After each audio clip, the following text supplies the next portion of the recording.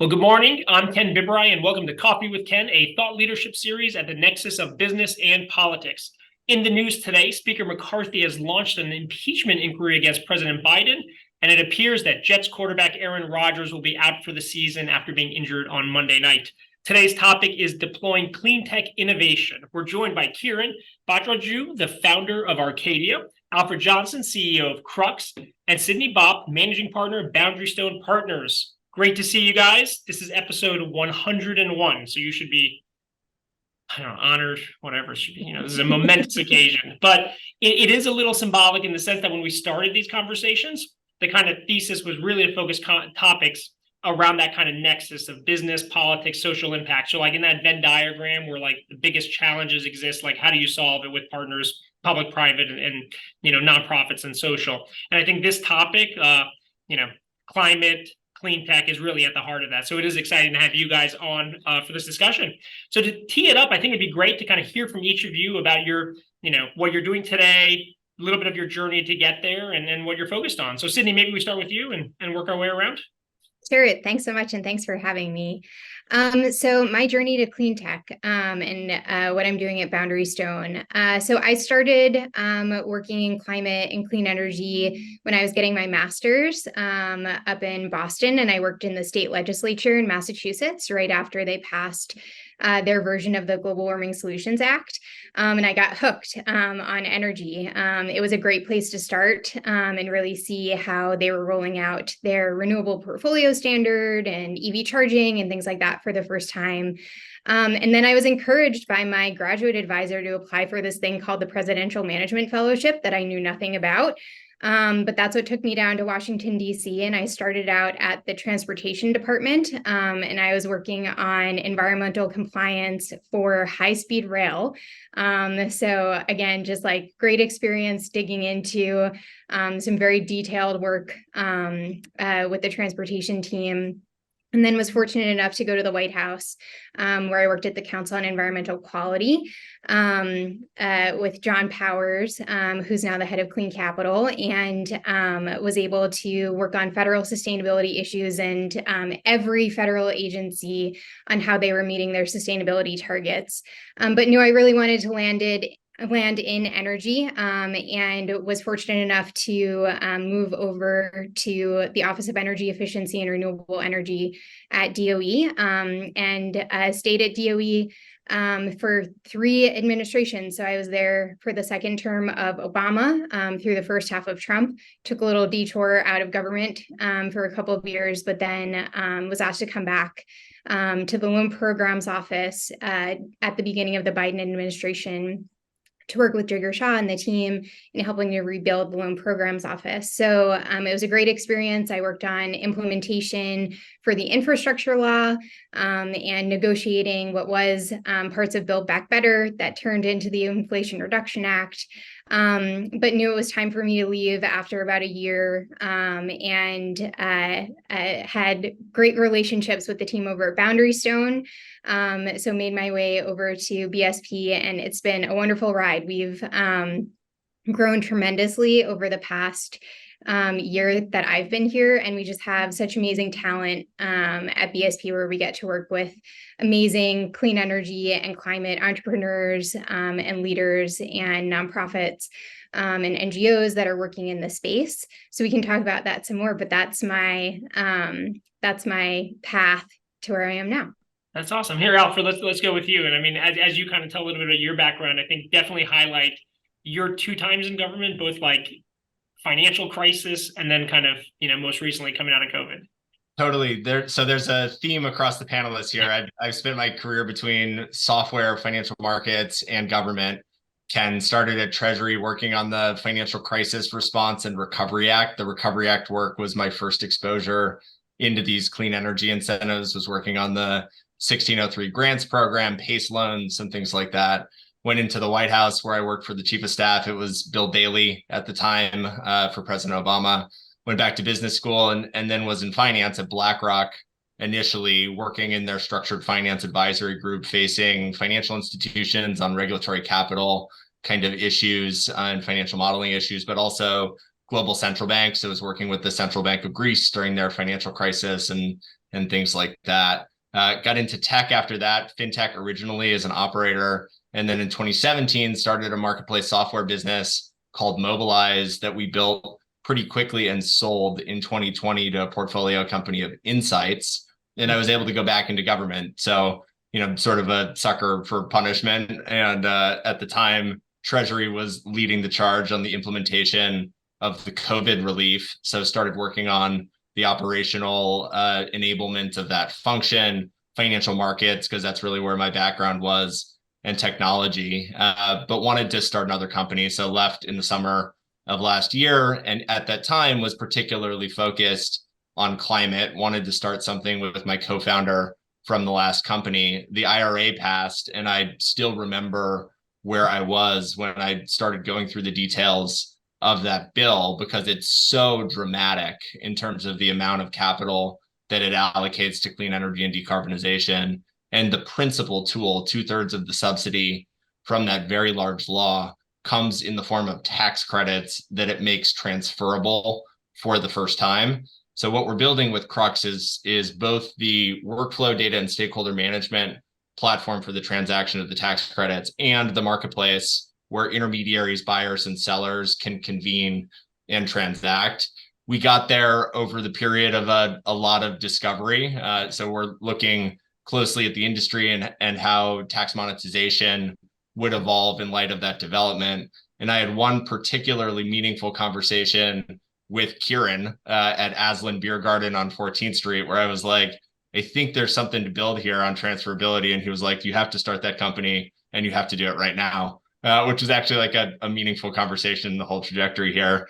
Went out and raised money in the first half of this year, did it in 2 rounds. So 1 round led by Lower Carbon with participation from Overture, who has a partnership with Boundary Stone. So get to work with Sydney's excellent team there. And then we announced the company and just saw a ton of need for transactions. There's just a lot of stuff being built right now across all of the different categories of transferable tax credits, and a lot of need to find the market there. So when we announced the company, saw a lot of inbound interest, raised more capital. So I've now done a total of 8.85 million that comes from the investors that I mentioned, but also some pretty cool strategics. We added Orsted, LS Power, Hartree, Canopy venture partners based here in DC with LPs that are banks.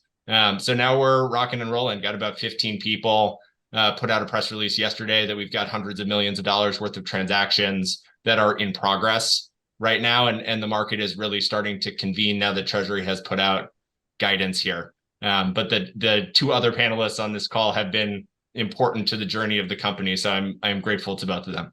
And thanks for having me. Yeah, great segue. So Kiran, I mean, you've been doing this since before it was cool. And I love a quote that you often use, talking about how Edison, if he came back today, would think that nothing's actually changed because he invented the first utility, right? I mean, like, what has your journey been? How did things start with Arcadia, and how have maybe they evolved, or where you're headed today? Yeah, this is great. I think, like so many people in this industry have started in public policy, and I was no different than Cindy and Alfred. I came to DC to work on Capitol Hill for a freshman congressman from Kentucky, from Louisville, Kentucky, where I grew up. And it's interesting, like I was always interested in energy and climate issues because of just where I grew up in coal country. But it was actually working on Capitol Hill, and actually the first climate bill, or not first climate bill, but one of many failed climate bills in Waxman-Markey that just opened my eyes to honestly how screwed up our system is. And the fact that there's an alternative. And there are, and at the time, I hate that term now, but at the time it was alternative energy, and now I call it mainstream clean power. But that it was possible, and these new competitors were effectively gonna rule the grid, and I wanted to be part of that transition. So I started a company actually coming out of leaving Capitol Hill that was actually doing what are now called virtual power plants, but we were not, brand marketers enough to do what Sydney and Jigger have branded so well in VPPs. But we would go to commercial buildings, make them more efficient. And after that journey, really wanted to do, I found a problem that I felt was so much bigger, a bigger barrier to electrification, that was data and unlocking data from all the different fragmented utilities around the world. And so that is sort of the crux of Arcadia, pun intended, I guess, Alfred. I use that often.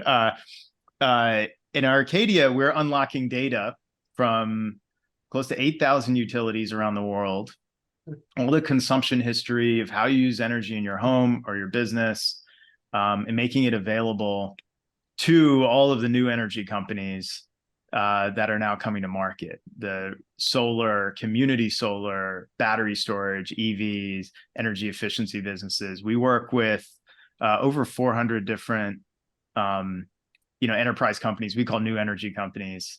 And one of those verticals that I know Kate was on the show probably talking about is community solar, where we really started the business and got a lot of early traction, which is, the fastest growing segment of solar in the US, where anyone who lives in an apartment or a commercial building can access solar without putting a power plant on their roof. It's an incredible product, and we're proud to manage a huge swath of that market in the US. And proud to be started here in DC. Now with employees globally and everywhere, but exciting to start in this city. Where I've been for 15 years. Yeah. So just real quick, Kiran, before we move on, talk a little bit about utilities and like different states, right? Because it's not like Arcadia kind of like just blossomed across, right? Like there are state lines and utilities and control, right? Like talk about those obstacles, the role the utilities play, and what you're trying to kind of overcome, or you want the public to kind of be aware of. Utilities, they've been around since Edison, right? He sort of founded the first one. And the difficulty of our market is how fragmented it is. There are thousands of utilities in the US structured in various different ways. They could be city owned, they could be cooperatively owned, or they could be investor owned. But they're all their own little fiefdoms in how they operate, and how they present data and energy usage, the way they structure tariffs and how energy gets priced. And so that's sort of the problem we're solving, is if you're an energy business trying to sell your efficiency product, or your just an example, your solar, your storage product, you sort of have to remake the product per utility. And we're trying to simplify all that fragmentation, just be a single source of truth where you can access our APIs and get normalized, calendarized data. But they're geographic monopolies, right? And so having almost a meta layer is what we're trying to build, so that it's easy to deploy new products and services. But utilities they own the grid, right? The wires are often talked about as the most important sort of technological innovation and thing that we built in the US. And so, helping manage all that complexity is where we're trying to fit in. Okay. So Sydney, take us back, right? It's the 1-year anniversary of the Inflation Reduction Act, right? And then you have the Infrastructure Bill, CHIPS Act, et cetera. Like, what was it like being in government at that time? And like, talk about like Jigger as a kind of individual validator, for LPO and trust. And then also like how it was as the dollars sort of, got determined, right? Like, did you recognize back then just like magnitude of what was about to kind of happen?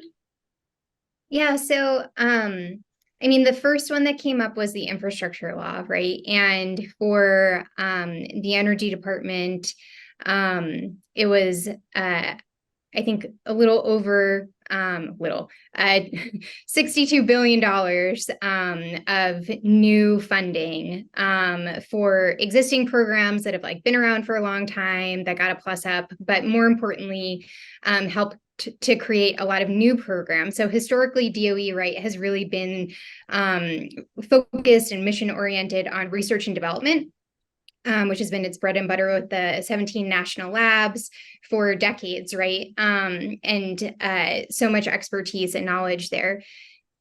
A lot of these new programs that were created through the infrastructure law kind of focus on the next phase of commercialization for these technologies. So piloting and demonstration of technologies at a scale that DOE just hasn't really been historically as much a part of. There's been some examples in the past with the Recovery Act and things like that, but it was really new. And so I think with Secretary Granholm's leadership and the team that was there at the time, we took a step back to say, this is new and different.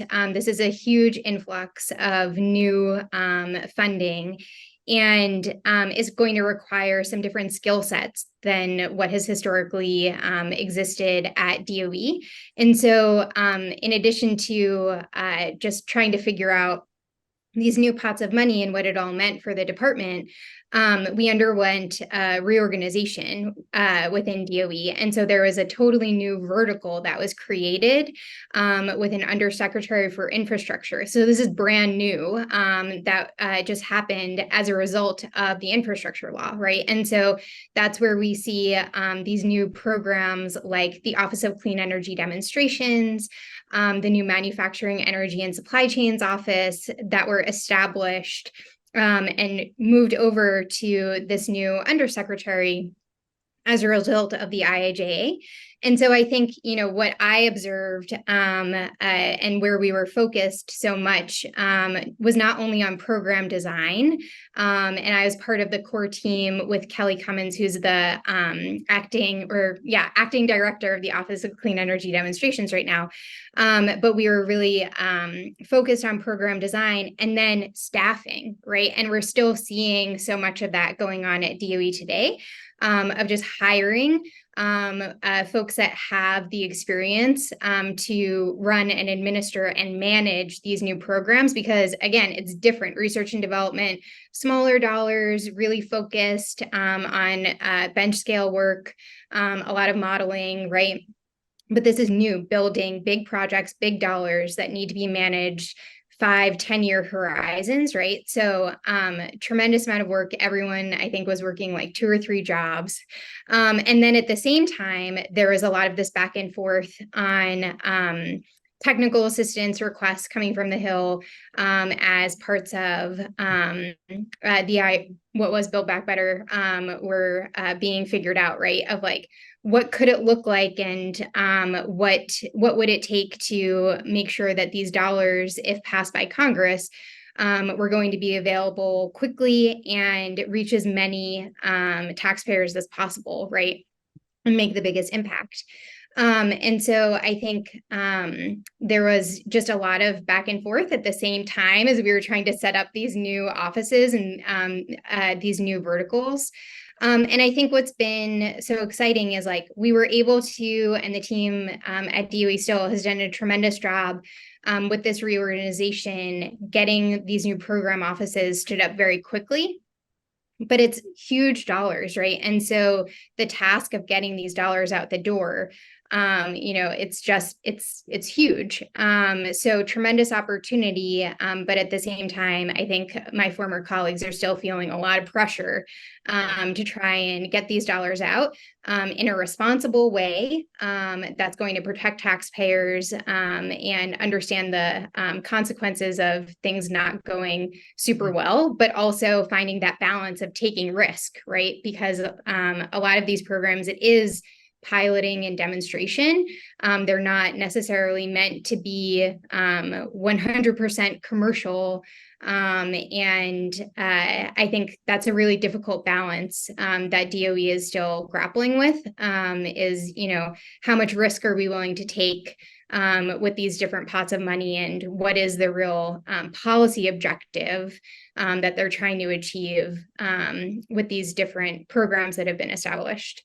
Interesting. So Alfred, give us a bit of a 101 on the tax credit landscape, right? Like navigating government is already complex, right? So if you're a company that's, semiconductors, or you're building something, or, EV company, how and when should you be thinking about it? And then what's the marketplace? Like, what's the incentive for the private sector, financial institutions to participate? Like, what are you trying to match up here? And like, well, why should both sides care, or the market at large? Yeah, so Ken, in my intro, I talked about how the IRA, which is such a unbelievably large piece of legislation, is 2/3 in the form of tax credits. Just to like go back to the context on that, it's not like a foregone conclusion that we were always going to incentivize clean energy via the tax code. It is a thing that we have been doing since around World War I with oil and gas. We've been doing it since the 70s with clean energy in various forms that increased as a mechanism of subsidy in the early 2000s and with the Recovery Act. And now it is the dominant form of subsidy that the IRA uses to encourage clean energy and decarbonization. To talk about the scale of that for a second, the bill was scored by the Congressional Budget Office at $370 billion in terms of cost to the government. CS, Credit Suisse, came out later last year and said, actually, it's going to be closer to $800 billion in terms of cost to the government. Goldman came out in the first quarter of this year and said, actually, it's going to be more like 1.2 trillion. And the implication of the 1.2 trillion is that Goldman estimated that roughly $3 trillion worth of investment would be made over the 10-year period. Now, about a third of the value of the investment is coming in the form of tax credits from the government.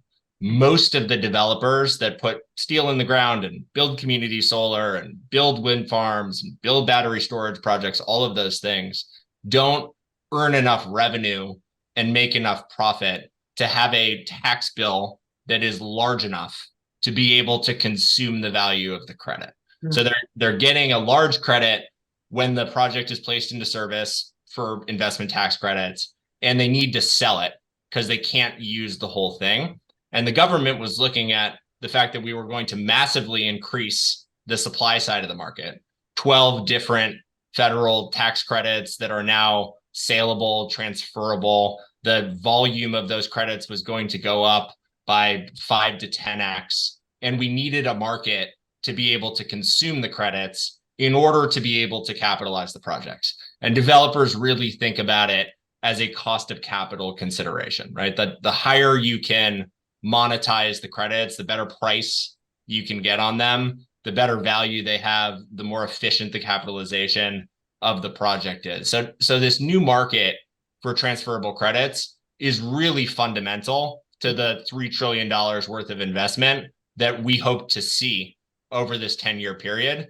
But Ken, it's like an entirely new market that is being created out of scratch right now. So the government made it legal to transact these credits on January 1st of this year. Treasury put out guidance on June 14th to help stabilize and give people confidence in the way that the market should function. That guidance had a 60-day comment period until mid-August. And the first transactions are now just starting to be announced. Wow.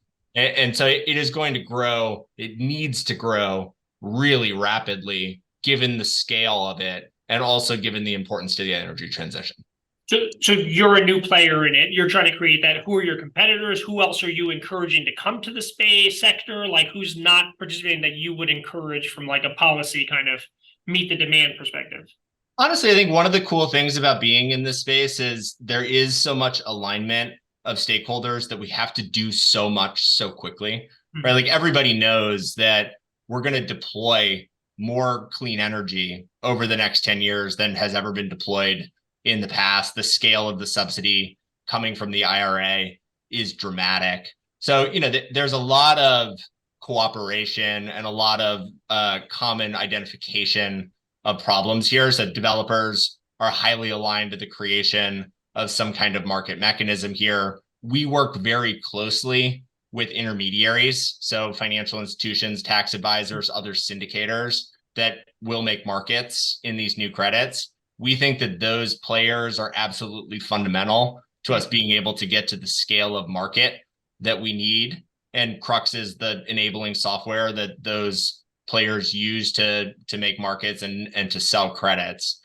So, we are cooperating broadly with people across the industry, the sellers, the buyers, the intermediaries. There are some other companies that are trying to do things in the space, but frankly, this is sort of the thing where it's kind of the more the merrier, and we need to figure out how to build a market that is large and efficient as quickly as possible, because it has real implications to the cost of capital of building the kinds of projects that Kiran and Arcadia helps to make sure has subscribers.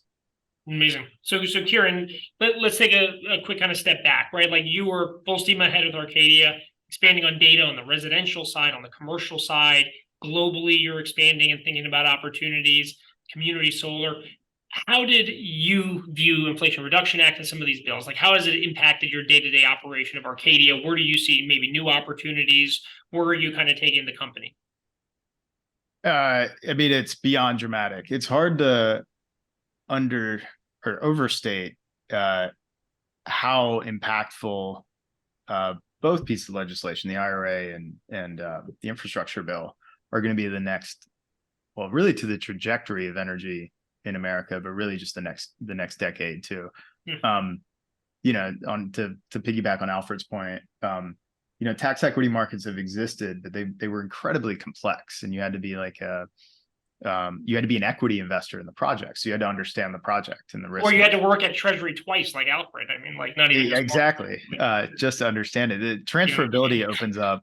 If you're a CFO anywhere in America and you have tax liability because you've had some profits, there's absolutely no reason not to go to Crux and just buy down your liability and make some money off that.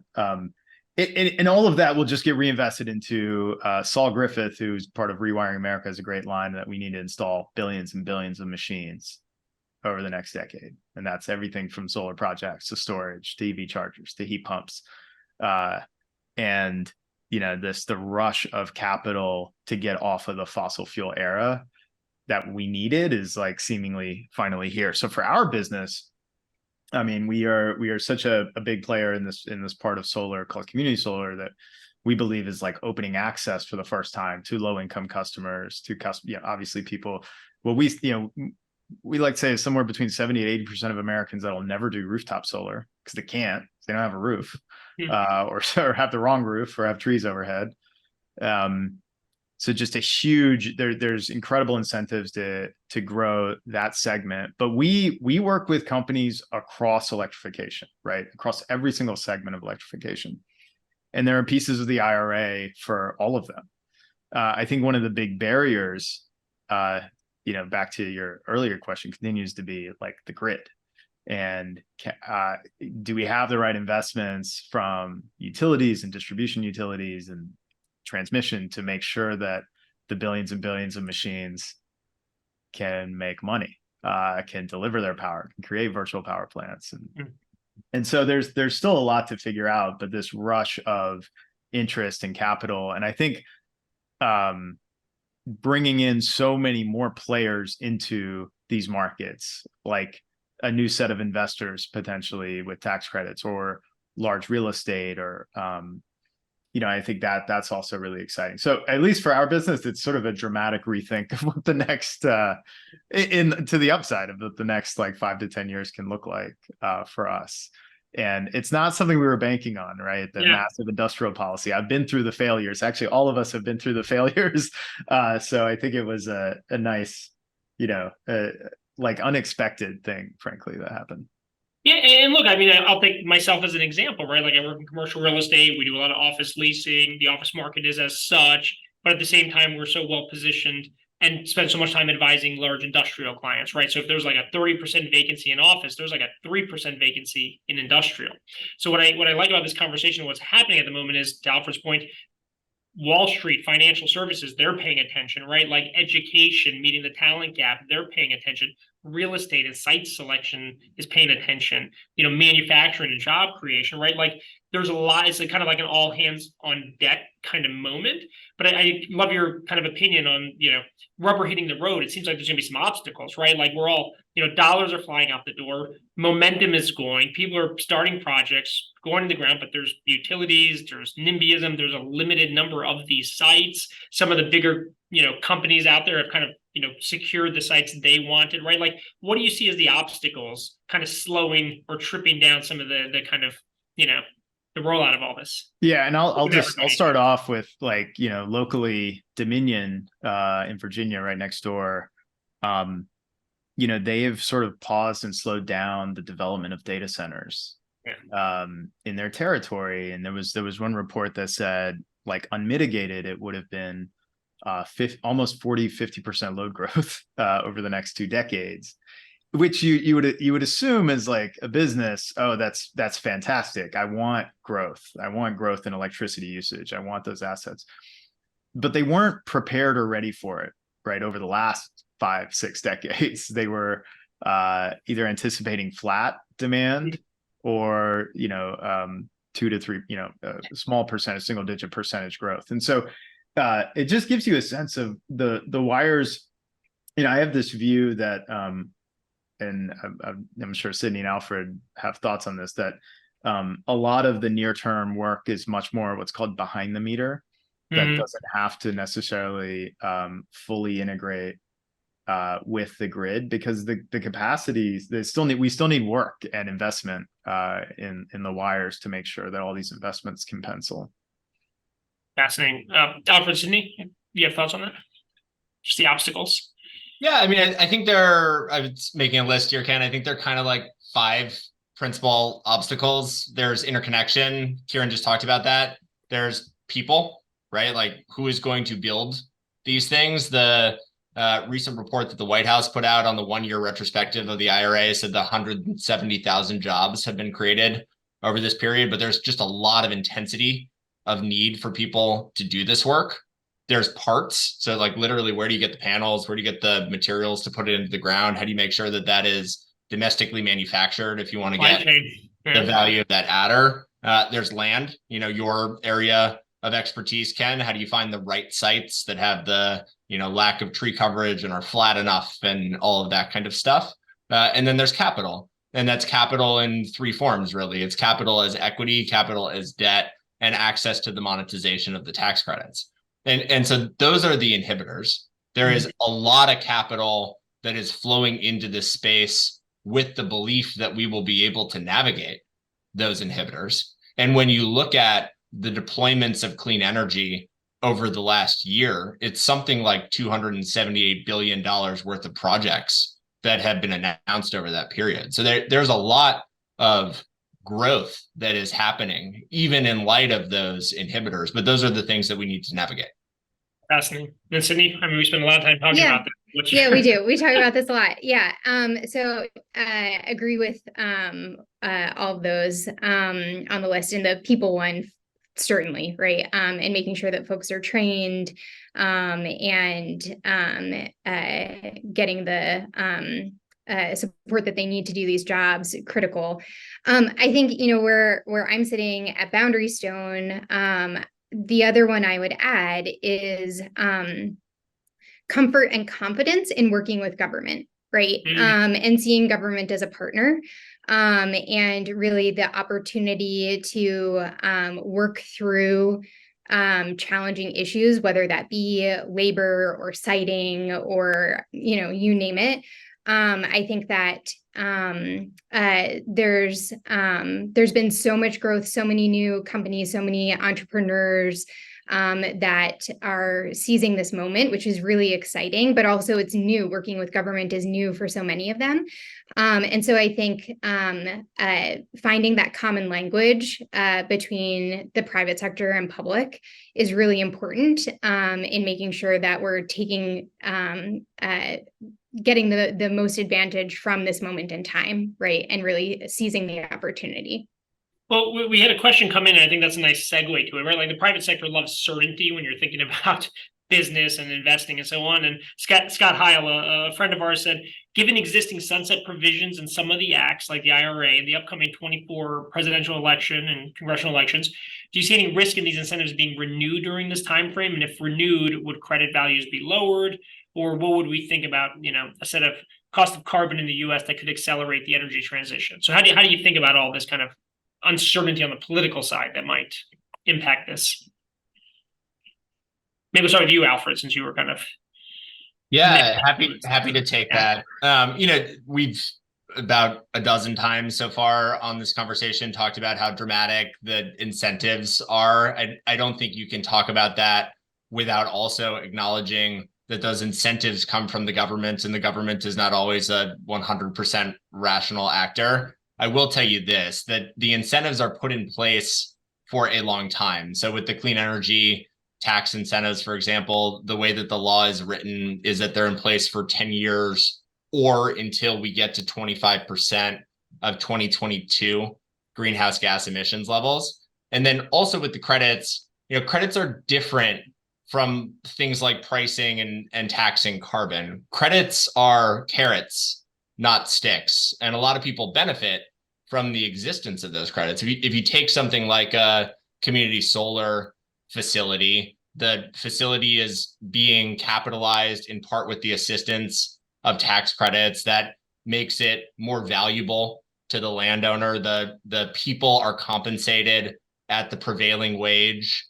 in part because the tax credits make it so incentivizing to do so that you're going to do that in almost every instance. The companies that buy the tax credits are able to achieve a savings on their taxes and manage their effective tax rates while investing in sustainability. So companies that buy those things are increasingly aligned to keeping them in place. And all of those groups represent different constituencies that, if the government, for whatever set of reasons, were to try to take it away, would be opposed to it for like understandable, wallet-based reasons. So I think you can see, to the extent that this has come up in Congress, that Republicans have talked about taking it away, was part of the debt limit legislation that was initially proposed by Speaker McCarthy's House in the early part of the summer. It was on the docket and pretty quickly removed. And I think part of that is because you see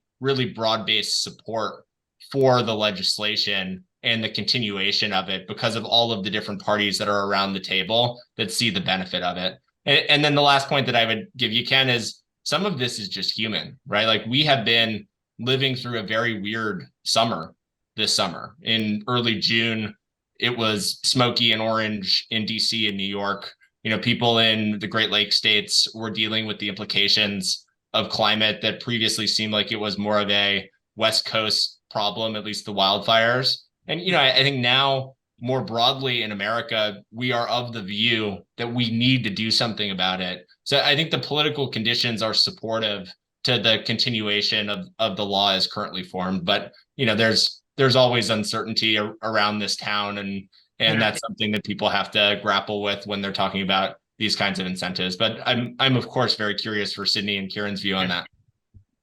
Sydney? I think that I would agree that there's so many different types of participants that are developing these projects now that are looking to take advantage and utilize not only the tax credits, but also all of these new grant dollars and loan dollars that have been authorized and plussed up at the Energy Department, Commerce, other federal agencies, right? And so I think there's already been a tremendous amount of investment into the development of these projects, and they want to see them succeed, right? And so I think that there's a lot of momentum that will be very difficult if there are different opinions that come in about the future of these programs, just because there are so many different types of entities that are have been involved in the development of these projects for quite some time now.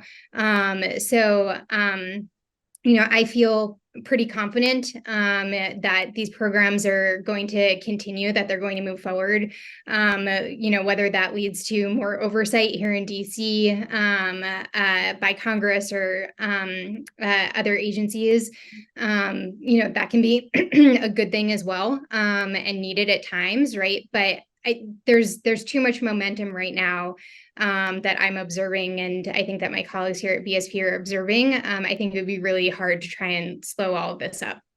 Yeah. Gary? I would just, my 2 cents on this are like, there are parts of the bill and technologies that are just so much earlier on the cost curve: hydrogen, carbon capture, which, is sort of non-existent in terms of a market, and that's being developed. I could see those things if there's some type of political will to do something, if that where those things sort of get pulled. But I think the dollars flowing is the most important thing. And in some respects, and Sydney's right, we need to get these dollars out responsibly, but it's been 12 months. The dollars need to flow. The good news is there've been a ton of private sector investments in factories and manufacturing in red states mostly. Yeah. So I think we're going to benefit from that. But I do worry about some of the stuff that's really early, like large scale hydrogen and carbon capture. And I think that's a good point. I mean, when you look at the maps of where these projects are sited, where the shovels are going in the ground, where the announcements are coming, I mean, it's not a blue state kind of situation. This is across America. And I think it opens up another kind of opportunity with, labor markets and job creation, right? So how do you all think about labor, right? Meeting skills gaps, talent gap, right? I think a large part, Sydney, of what we talk about is how are you doing technical training for the new skills, right? Like, so on a macro level, right, Alfred, how are we incubating and innovating, getting new founders focused on this sector, like the new Kirans of the world, right? And how are we meeting like the demand for the construction workers to build these factories, let alone also work in them, right? Like, how do you? I think we need less Kirans, more construction workers and electricians who know what they're doing. Okay. So maybe, yeah, Kiran, why don't you start then? Yeah. That is a big problem. Yeah. We don't have enough trades folks who know how to, I think, install heat pumps. And, there were some small sort of state level components in the bill around, and Sydney and Alfred could probably speak to this better than I can, around retraining and getting folks ready. But this is going to be a problem. I mean, right now, EPC costs are up for at least what we're seeing from community solar projects, because there's so much demand and not nearly enough sort of skilled labor. But the good news is we do have a lot of people from the fossil fuel industry that need to transition to these jobs, who are master electricians and construction workers. So there's still a lot of work to do. Sure. For sure. Sydney? Yeah, I mean, so agree 100%. I think also for all of these programs, the focus on working with the community and stakeholders in the community, and the different opportunities for training folks where some of these projects are going to be built is central. But I think that takes time, right? And so not only looking at projects that are shovel ready right now, but looking out into the future, how are we preparing for 5 years, 10 years, and building this pipeline of folks who are going to be trained. I think, there's so much that needs to have already begun. And so I worry a little bit that we're behind, but there's so many people who are focused on this and working incredibly hard. But I just think there's so much work that does need to go on, and conversations with community colleges and other opportunities for training workers that need to be happening, and they are, but the scale of it is just so massive.